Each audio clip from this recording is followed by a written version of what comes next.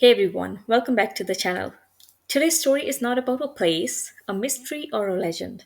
It's about us, our screens, our habits, and the silent influence shaping how we eat, live, and see ourselves. Because sometimes the biggest change in our lives doesn't come from what we do, but from what we scroll. Yeah, it starts with a scroll, a thumb flick, a few seconds of video that quietly changes the way we see ourselves. Perfect meals, perfect bodies, perfect lives. The lighting is flawless, the plates are spotless, and every caption whispers, you can have this too. We tell ourselves as motivation that if we eat like them, we'll look like them. That maybe if we just try harder, skip another meal, cut one more bite, we'll finally be enough. But what happens when the pursuit of healthy starts making us sick? When discipline turns into guilt, when our body's hunger becomes something we fear. This isn't just about food, it's about a culture, a silent trend that's teaching millions of people to eat for the algorithm, not for their own bodies.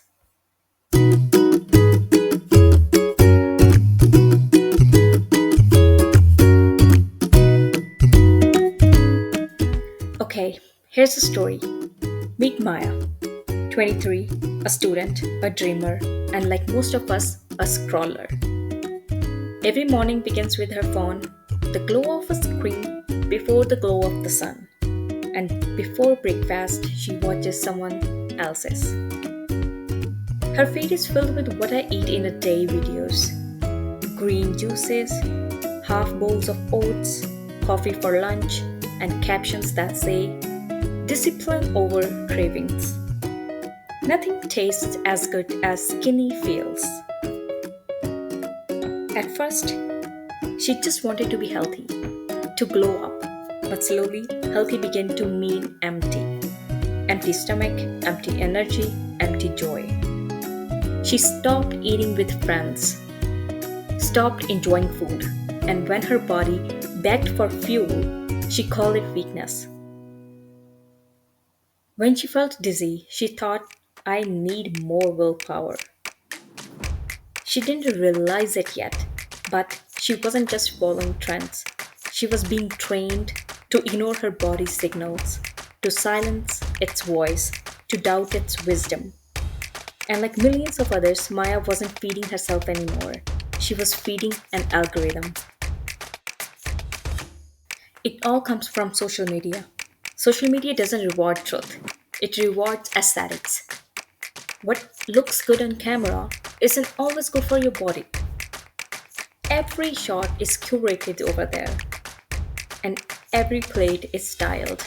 Every bite is rehearsed. The word healthy has become a brand, a performance.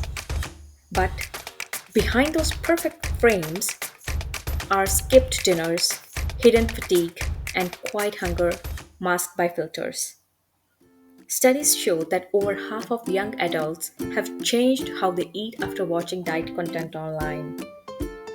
Most didn't check if those diets matched their age, their activity level, or their health. A 1200 calorie day might look fit on screen, but for many, it's starvation. As one nutritionist explains, an influencer's diet is not your diet. What fuels their body could slowly drain yours. Yet, the numbers keep rising: followers, likes, saves, shares. Each reel teaches us less about food and more about comparison. Here's the truth they don't post: health is not one size fits all. Our calorie needs aren't determined by trends, they are shaped by who we are. A runner burns energy differently than someone sitting at a desk. A teenager's body needs more fuel to grow bones, muscles, and memory. A mother recovering from childbirth needs extra nutrients for strength and healing. But online, everyone eats the same salads, the same smoothies, the same low calorie plates labeled clean. It's a digital uniform, and wearing it means ignoring what your body is quietly trying to tell you. When you eat too little, your body doesn't say thank you, it fights back. Your hair weakens, your skin dulls, your sleep suffers, your mood drops, and your metabolism, the very thing you're trying to improve, slows down. The body isn't your enemy, it's a mirror, begging you to listen. Maya learned this the day she sat in her doctor's office. Tests showed her blood sugar was dangerously low. Her body wasn't cleansing, it was collapsing. For the first time, she saw the truth. She wasn't undisciplined, she was undernourished. Why do we copy that we see online? Because the human brain is built to imitate. It's called social modeling. We look to others for guidance, especially those we admire. And social media amplifies this instinct. Every like, every comment, every you look amazing, each one lights up the reward center in your brain, a hit of dopamine. So, when we see someone skipping meals and getting praised for it, our mind learns a dangerous lesson. Less food equals to more approvals. Soon, it's not about health, it's about validation. But the truth behind the camera rarely matches the feed. Most influencers film one clean day and eat normally the rest of the week. But that single video becomes your daily guilt. And that's how social media turns comparison into control, a silent, invisible chain. But the story doesn't end there. Maya stopped counting calories, stopped comparing, stopped punishing herself for being human. She learned that health isn't about eating less, it's about eating right for you. It's about trusting your hunger instead of fearing it. It's about understanding the food is not the enemy, it's the language your body speaks. She started slow, adding breakfast back in, eating with friends again, listening to her energy levels, and forgiving herself on hard days. And little by little, her life came back into color. Her laughter returned, her focus sharpened, her strength grew. For the first time in years, she felt alive, not aesthetic. Because true health isn't about looking good online, it's about feeling good offline. There are real people behind all these numbers, real stories of struggle, change, and sometimes recovery. Take Madeline Georgetta, for example. She was a fitness influencer with over 1 million followers on Instagram, building a brand around workout programs, ideal body images, and tight routines. But behind the posts, the sweat, the smiling selfies, there was burnout, self criticism, and an obsession with perfection. She realized her content was harming herself and others, pushing unrealistic expectations, reinforcing comparison, and encouraging restrictive habits. She made a big decision. She left the influencer fitness business, went back to school to study nutrition, and began promoting anti-diet culture and body positivity. Now she works to help people develop healthier relationships with their bodies and food, not chasing likes, but health, honesty, and self-acceptance. Maya's story isn't just fiction, it echoes what many young people go through. And when someone in the public eye admits the harm, it reminds us we are not alone. this is not just you, and it's okay to question what you see. Here are some lessons from reality. What you see on screen is curated.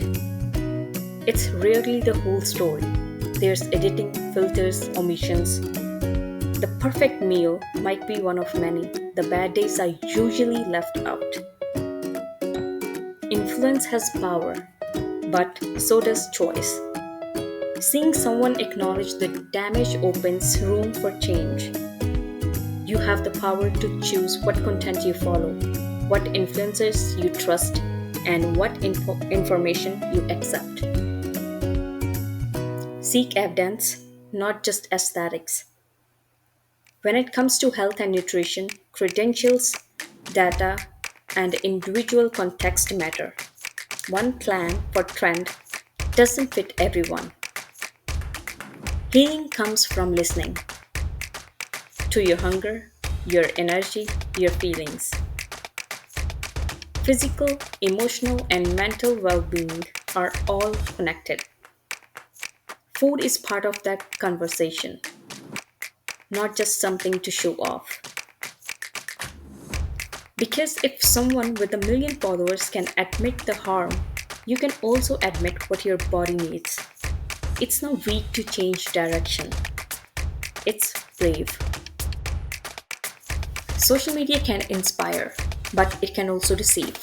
It tells us what to eat, how to look, how to live, and in chasing that perfection, we have forgotten how to listen to the only voice that truly knows what we need, our own. The next time you see a perfect plate, a tiny portion, or a no carb glow up, remember what's healthy for them might be harmful for you. Your worth isn't in your waistline, your body isn't in your calorie count, and your diet should never be dictated by someone else's highlight reel. So, if this story made you think, if it reminded you to pause before you scroll or to listen to your body again, then share it because someone out there might need to hear this today. Don't forget to like this video, subscribe if you believe in real stories that matter, and turn on the bell so you never miss what comes next. Because the more we talk about it, the more we break the illusion. Eat for your body, not for the algorithm. Because you are not a trend. You are a living, breathing story that deserves to be nourished. See you in the next one.